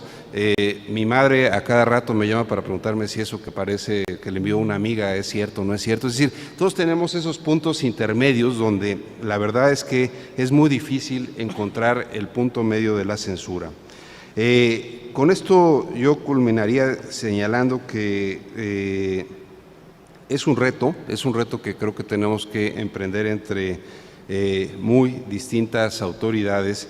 Creo que tenemos que entender, ya les decía, la naturaleza de estas redes, y creo que los tribunales y particularmente la Sala Superior, en lo que toca a este esquema de regulación que existe en el país prácticamente no regulado, pero sí están reguladas algunos aspectos que tienen que ver con las campañas, que tienen que ver con la publicidad, que tienen que ver con la radio y la televisión. Tenemos que sistematizar en la práctica todo esto para poder entender cuál es el alcance y cuál tiene que ser la solución para casos concretos que nos vayan dando luz en algo tan complejo como es el mundo digital en democracia. Muchísimas gracias por su atención.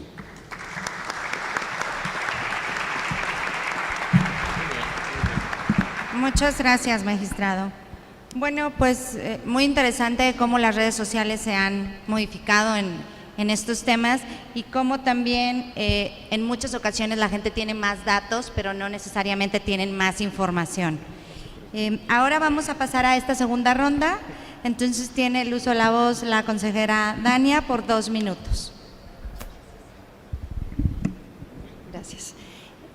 Bueno, la verdad es que creo que tenemos varias coincidencias en la mesa. Yo concuerdo con que la solución no puede ser la censura digital. La verdad es que desde que empezaron estos temas tuvimos una experiencia que me parece que todavía era consejero el doctor Guerrero en el IFE, con un spot que subió del entonces gobernador de Veracruz. Se nos pedía que se bajara el video que estaba en YouTube porque decían que difamaba al gobernador, al entonces gobernador de Veracruz, y en la Comisión de Quejas y Denuncias se decidió hacerlo así. El resultado fue totalmente contraproducente. En realidad lo que pasó es que primero nos costó muchísimo trabajo poder hacer la notificación para YouTube, pero además cuando se le dio cobertura a esta medida cautelar por los medios convencionales, pues se generó muchísimo interés por parte de la ciudadanía para conocer el video. Entonces el video se empezó a reproducir por diversos usuarios y la gente comenzó a verlo hasta que se viralizó. Y realmente vimos que esa no era la solución. Era imposible tratar de contener un contenido en redes sociales. O sea, va más allá del tema de una posible violación a la libertad de expresión, al derecho a la información. Creo que en un punto pragmático es imposible que se pueda realizar de forma efectiva una contención a algún contenido que está circulando en redes sociales, que está en los medios digitales. Entonces creo que ahí tenemos una coincidencia. También el hecho de que estamos muy en ciernes con los criterios que tienen que ver con los medios digitales y con las redes sociales. Estamos viendo que apenas la Suprema Corte de Justicia de la Nación ha puesto un criterio muy firme en torno a que los servidores públicos no pueden bloquear a ningún usuario de Twitter, por ejemplo. Y la verdad es que yo tengo ahí también algunas dudas, porque si en la vida real las peticiones se tienen que hacer de forma respetuosa, ¿por qué si tienen que aguantar los servidores públicos insultos constantes muchas veces de varios de los usuarios? Entonces creo que incluso eso deberíamos de debatirlo. En la Sala Superior, yo recuerdo, por ejemplo, un criterio vinculado con este tema, que es un actor político retuiteó un contenido que era posiblemente denigrante para algún candidato a la presidencia de la República. Y entonces lo que se determinó por la Sala Superior es que el retweet que se daba a ese contenido no implicaba que se estaba de acuerdo con lo que se estaba difundiendo y por lo tanto se le eximió de toda responsabilidad. Pero apenas se están empezando a crear estos criterios y creo que ya va mucho más adelantado lo que está ocurriendo en el mundo virtual.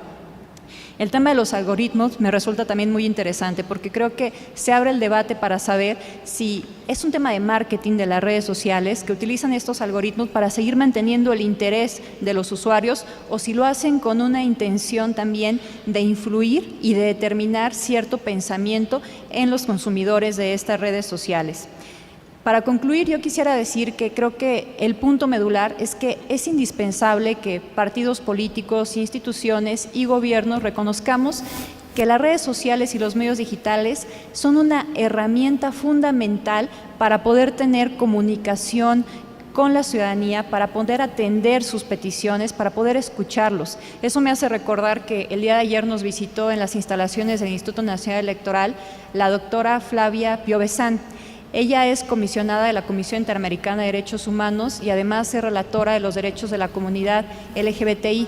Y ella decía que la fortaleza de la democracia radica en su posibilidad de escucha, de inclusión, de atender las exigencias de la ciudadanía. Y estoy total y completamente convencida que los medios digitales, que las redes sociales debe ser una gran herramienta para que podamos tener ese diálogo con la ciudadanía, para que podamos escucharlos y transparentarnos y tener una colaboración constante con la gente. Y ahora sí ya me vuelvo a callar. Gracias. De nuevo tarjeta roja.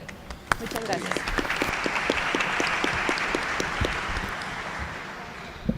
Gracias, consejera. Ahora toca el turno al consejero Andrade. Muchas gracias. Ahora, bueno, igual creo que tuvimos pues ideas muy similares y reflexiones muy parecidas en la mesa, pero bueno, sí queda el tema de si hay que regular o no hay que regular y hasta dónde podemos regular. Desde luego, yo coincido con el magistrado José Luis Vargas, es un espacio de igualdad ciudadana, es un espacio de libertad, pero también justamente por eso se ha aprovechado partidos políticos, a lo mejor gobiernos, etcétera, para también mal usar este espacio. Yo creo que tarde o temprano tenemos que reflexionar cómo poderlo moderar, principalmente en lo que nos toca a nosotros, que son las campañas políticas y los procesos electorales. Hace poco en el INAI se platicó, ahora que renovamos un convenio entre el INE y el INAI, de lo más importante también es cuidar al ciudadano. ¿Realmente pudiera el ciudadano en algún momento, como le hacemos supuestamente que no queremos recibir llamadas de los bancos cuando nos promueven una tarjeta de crédito, etcétera? Y supuestamente si nosotros le avisamos a Conducef, a mí ponme que no quiero recibir este tipo de llamadas, aparentemente se logra que no recibamos estas llamadas.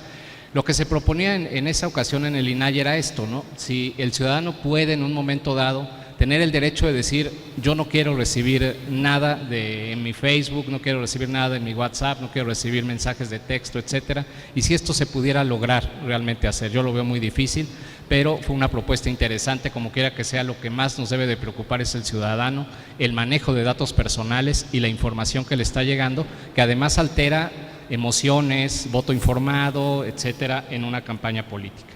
¿Qué pasa también con la propaganda gubernamental? Prácticamente podemos estar hablando de que la propaganda gubernamental puede ser permanente, incluso en veda electoral a través de las redes sociales. Esto también es un tema de que ya no va a haber esta limitación a lo mejor en la propaganda gubernamental, de decir en campaña no puedes hacer propaganda gubernamental, en veda no puedes hacerla, pero puede haber propaganda disfrazada, puede haber granjas de bots que estén mandando información, etcétera. Eso es lo delicado, yo creo que eso es lo que debemos de cuidar. Recursos públicos, probablemente pudiera haber recursos públicos que se están gastando en las redes justamente para generar un ánimo a favor o en contra de un candidato, de un partido o de un gobierno, que también es muy difícil estarlos detectando. Yo creo que uno de los criterios es a lo mejor el que utilizamos a veces en medidas cautelares, por ejemplo, en temas de radio y televisión, de decir, hay una campaña beneficiada, hay un gobierno beneficiado, hay un candidato beneficiado, y en base a eso empezar a rastrear de dónde salió, empezar a ver la ruta del dinero, como dicen, y poder ver si se contrató, si se utilizaron recursos públicos, etcétera. No es fácil, pero sí creo que debe de haber un inicio para empezar a valorar la regulación en algunos temas. Y también, por último, nada más recordar que vale la pena ver lo que estamos autorizando y lo que están autorizando los menores, en este caso nuestros hijos, cuando bajan una aplicación. Esta de Snapchat de verdad es impresionante lo que le permiten los jóvenes menores de edad a la aplicación para que reenvíe sus fotos, las publique, les envíe información en base a sus gustos, en base a lo que opinan. Entonces es algo también muy delicado que hay que estar cuidando, este uso que se le puede dar a las aplicaciones, que claro están de moda, los chavos las utilizan, pero están mandando fotos, están mandando datos personales, y lo peor es que estamos autorizando el uso de estos datos personales para otros fines, que no es nada más la plática con sus amigos y estar viendo lo que están haciendo en la tarde. Muchas gracias nuevamente por la invitación.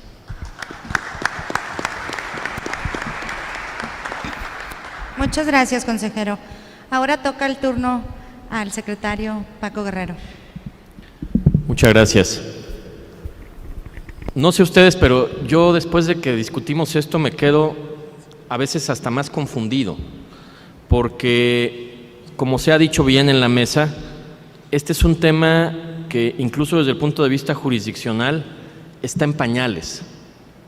Y está en pañales porque creo que autoridades electorales, partidos políticos y gobiernos aún no hemos logrado digerir suficientemente el cambio del modelo.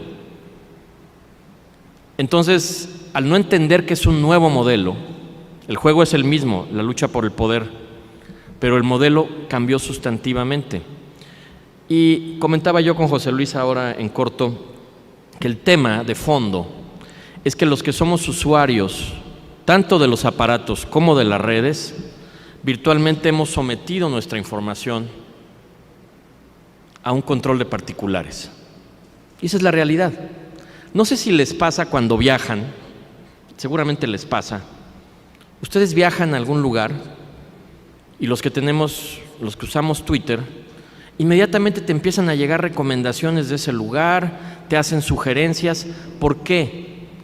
Porque es un modelo de negocio. Si no entendemos que es un modelo de negocio de miles y miles de millones de dólares, daba Dora algunos datos sobre el número de usuarios, la cantidad de usuarios que tiene acceso a Facebook, la cantidad de usuarios que tiene acceso a Twitter, la cantidad de usuarios que tiene una red privada como es WhatsApp. Y poder regular esto va a ser algo complejo. Yo quiero decirles una experiencia personal y Dania y Enrique lo conocen bien porque nos tocó compartir esa experiencia en el Instituto entonces Federal Electoral. Yo hace algunos años sentía que era virtualmente imposible que las autoridades electorales o los jueces tuvieran algún tipo de incidencia en materia de redes sociales. Con los años y con el desarrollo de lo que ha venido sucediendo, esa convicción se ha mantenido firme en la parte relativa a la libertad de expresión. En eso coincido al 100% con José Luis Vargas. Tenemos que cuidar la libertad de expresión. Sin embargo, se ha venido modificando en lo que se refiere al modelo de competencia política y las campañas.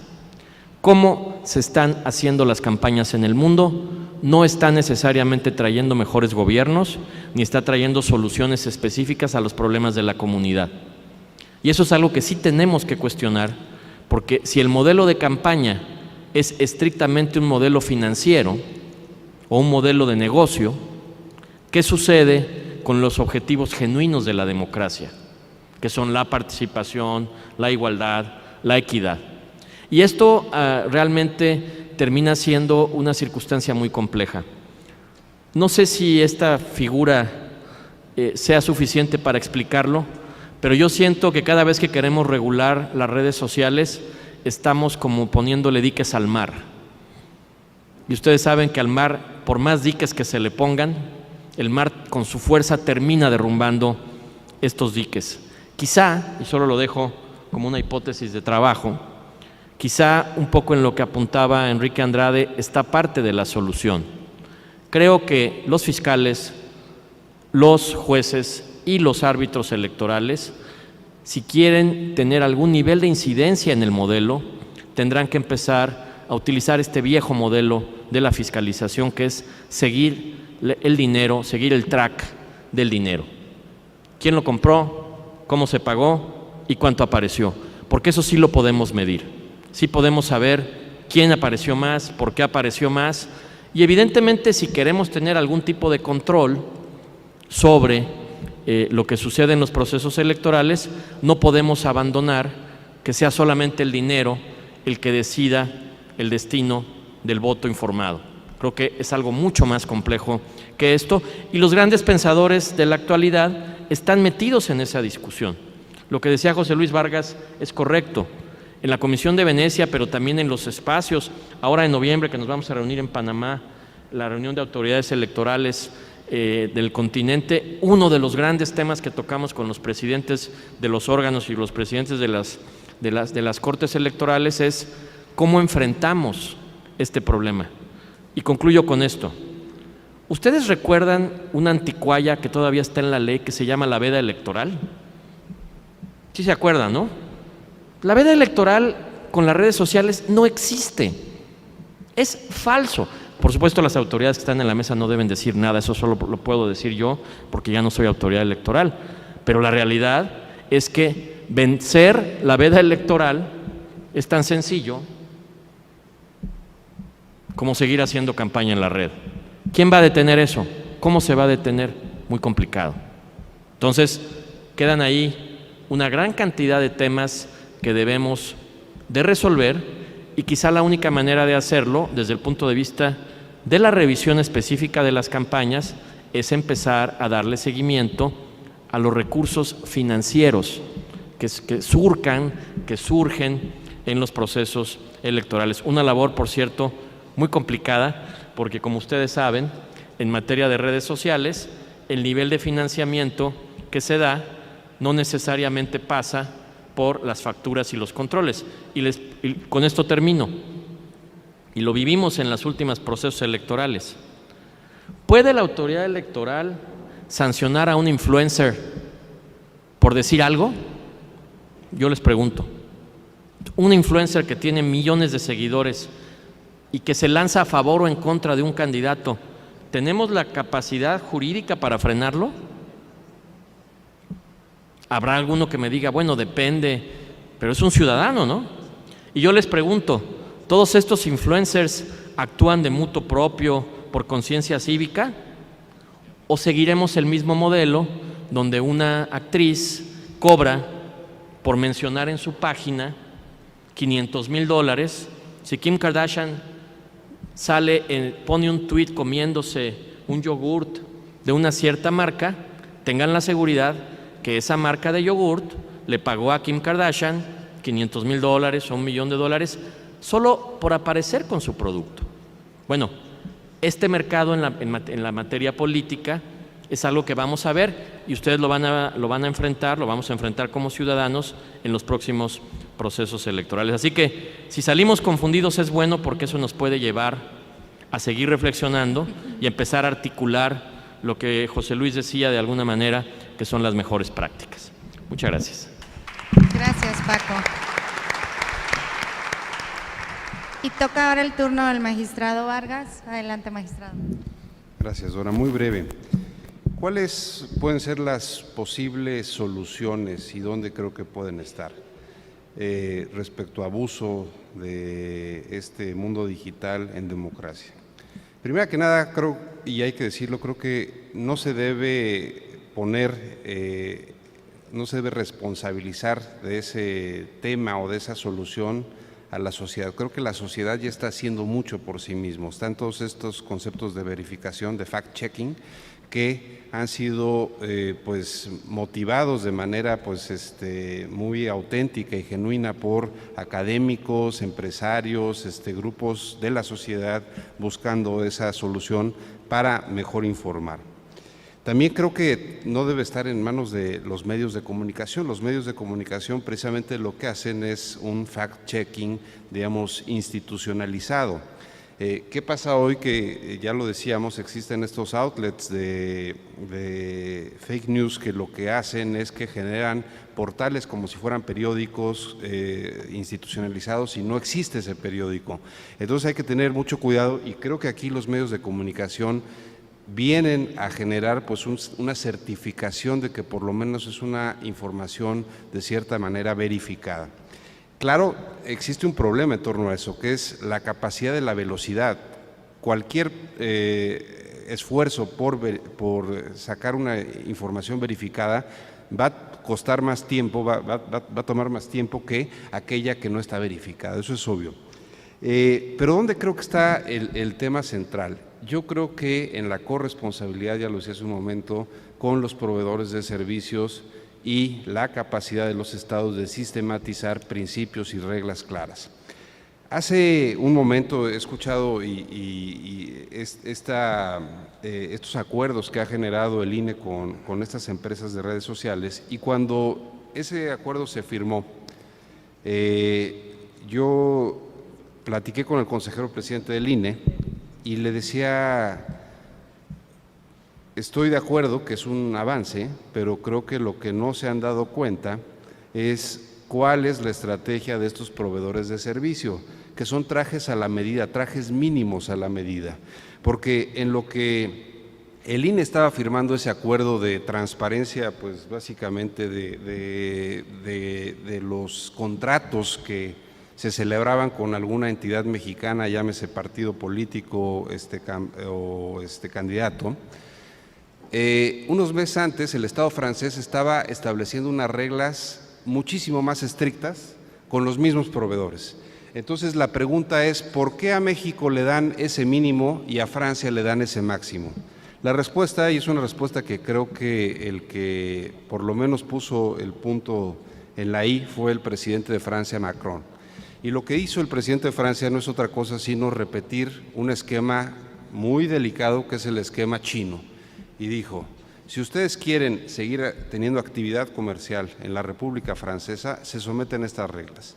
Y si no se someten a estas reglas, lo que el Estado francés va a hacer es crear el WhatsApp de los franceses, el Twitter de los franceses, para que todos los ciudadanos, digamos, se cambien a la tecnología francesa. Y como el Estado francés y los franceses somos muy nacionalistas, en unos años tendremos, sus redes sociales serán no usadas por los franceses. ¿Dónde creo que está la clave de esa sujeción que logró Francia respecto de los proveedores? En que por primera vez se les puso enfrente la posibilidad de tener competidores idénticos, que creo que es el abuso de los proveedores, es el monopolio que existe en cada tecnología y cada plataforma. En el momento en que nosotros logremos que si yo estoy en WhatsApp y me escriben de Telegram, yo me pueda comunicar desde mi WhatsApp a un Telegram, desde mi WhatsApp a un Facebook, a cualquier plataforma, es decir, que sean plataformas multiusos, en ese momento existirá una preocupación por la responsabilidad digital a partir de sellos de verificación de qué empresa cumple realmente con ese propósito de no permitir la proliferación de noticias falsas. Y creo que precisamente para eso, como ya decía, se necesitan esquemas, y tiene toda la razón Paco, no perdamos de vista también el esfuerzo latinoamericano y la Organización de Estados Americanos y todo lo que se hace en el continente latinoamericano, y creo precisamente que por eso tenemos que tener los puentes para que estos esfuerzos democráticos, Latinoamérica, Europa y otros continentes, verdaderamente, y además, déjenme decirle, ese es el propósito de la Red Mundial de Justicia Electoral que ya se mencionaba, encontremos soluciones comunes a problemas comunes y que eso permita evitar disputas electorales y, por supuesto, generar paz social en la materia que nos corresponde tutelar. Muchas gracias.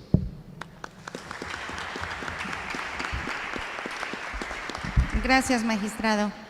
Ahora toca el turno del relator Ricardo Suro Gutiérrez, quien es el fiscal especializado en materia de delitos electorales en Jalisco, para sintetizar los planteamientos hechos por los ponentes. Tiene 3 minutos, fiscal.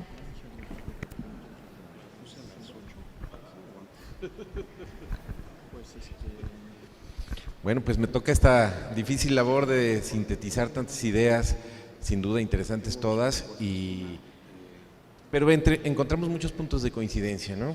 Y empezaría con lo expuesto por la consejera Dania Paola, que nos expone la disponibilidad de la utilización de redes sociales, el incremento de la accesibilidad al tema de Internet, que nos dice que el 74.3 millones de usuarios de Internet, que representan el 65% de la población, más de los que votan en cada una de las elecciones, ¿no? El tema de las fake news, la información la clasifica en que no sucedió, en que fue sacada de contexto, y el material manipulado. El tema de la violencia política, el tema de las agresiones, sin duda la clasifica también en las distintas redes sociales, a través de Facebook, de Twitter, y cómo algunas fueron de distorsionar la información y que llega incluso al tema de las amenazas, que sin duda es un tema delicado en una democracia. También nos da su posicionamiento en contra de la censura digital y la polémica en el bloqueo de los funcionarios públicos a usuarios de Twitter.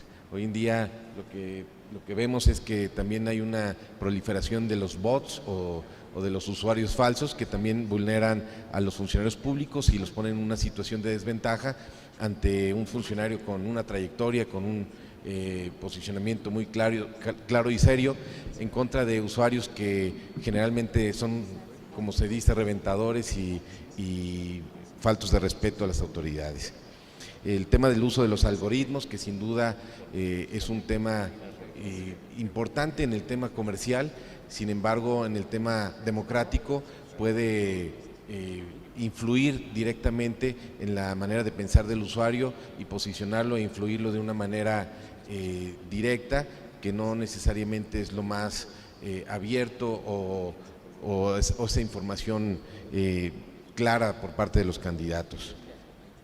El tema de la institucionalidad del gobierno en redes sociales como una herramienta de escucha ciudadana, como también un tema de acceso importante para el ciudadano a las autoridades.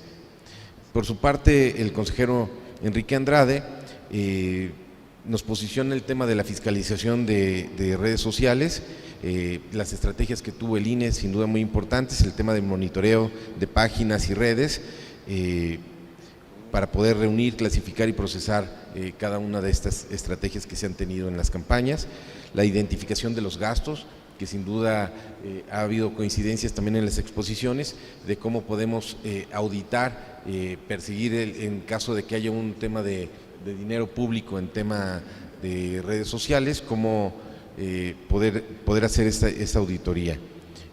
La unidad técnica de fiscalización, cómo coteja esta información, y también la importancia de revisar qué podemos hacer para garantizar el ejercicio del voto realmente informado y no influenciado o manipulado por el tema de redes sociales.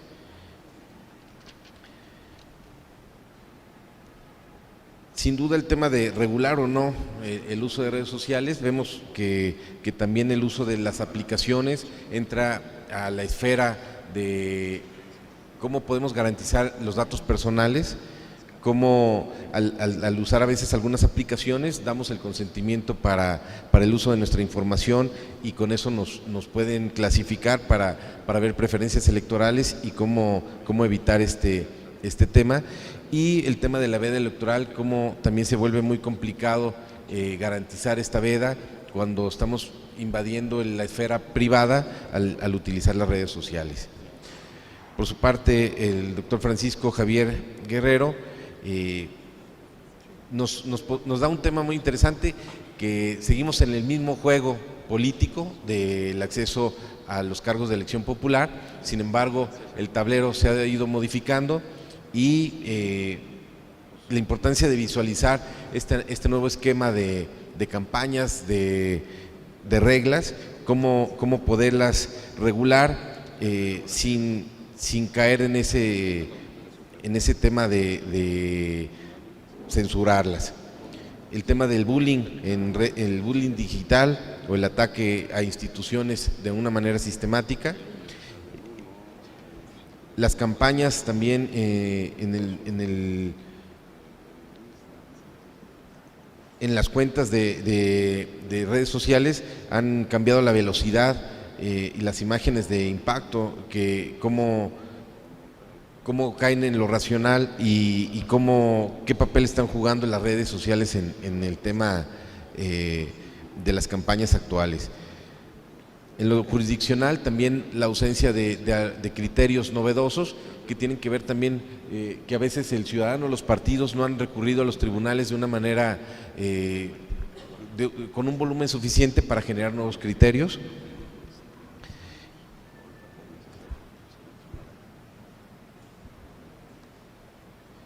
Y también nos habla de la veda electoral, cómo es complicado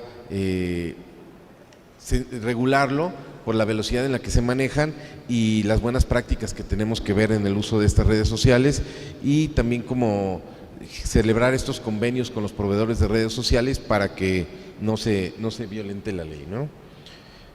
El magistrado José Luis Vargas también posiciona el tema de la libertad de expresión, el derecho a la información, la aportación y la igualdad en el empoderamiento ciudadano, cómo promover lo positivo por parte de las autoridades, no permitir un tema de la dictadura digital, el manual de buenas prácticas que se está generando en la Convención de Venecia, rescatando las experiencias internacionales, la facultad de intervenir en el equilibrio de las redes sociales, también esa facultad que tienen los tribunales para generar esa certidumbre.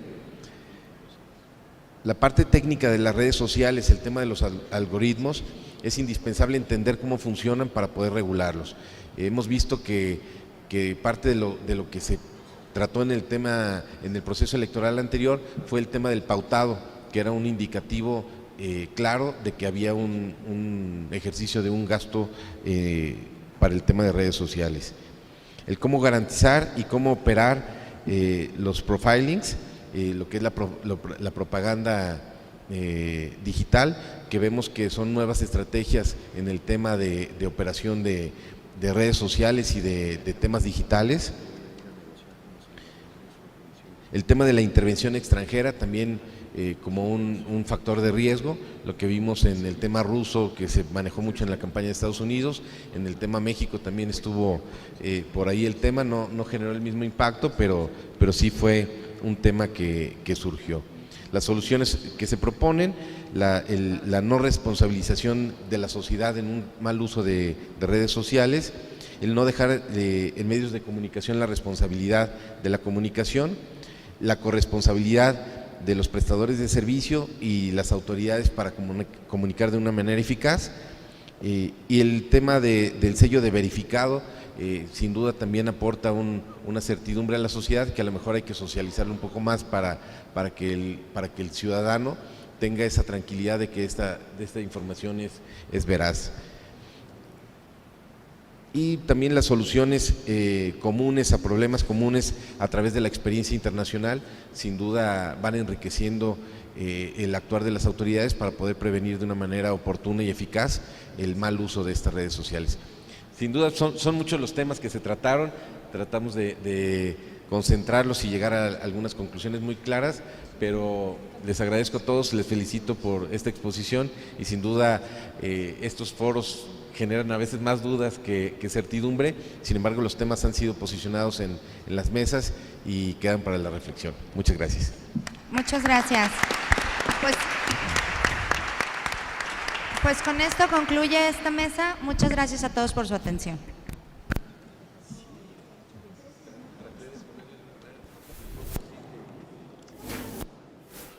En este momento.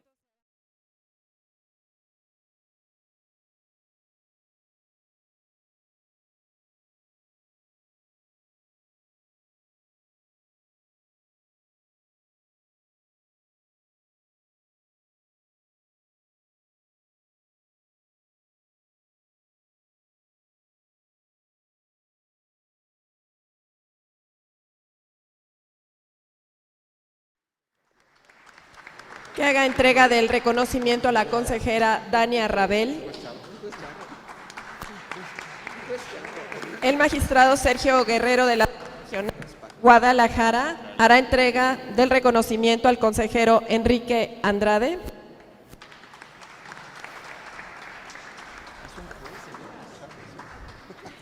El magistrado presidente de la Sala Regional Guadalajara, Jorge Sánchez, hace entrega de reconocimiento a Francisco Guerrero de la OEA.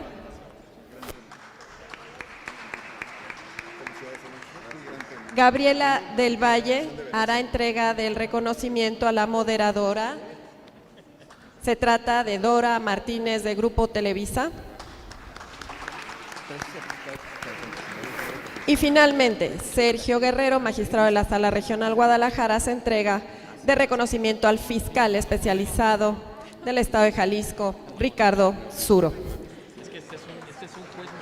Agradecemos y despedimos a las distinguidas autoridades que nos han acompañado en esta mesa de trabajo y le invitamos a que continúe con los trabajos de este seminario completamente en vivo desde esta Biblioteca Iberoamericana Octavio Paz. Por su atención, muchas gracias.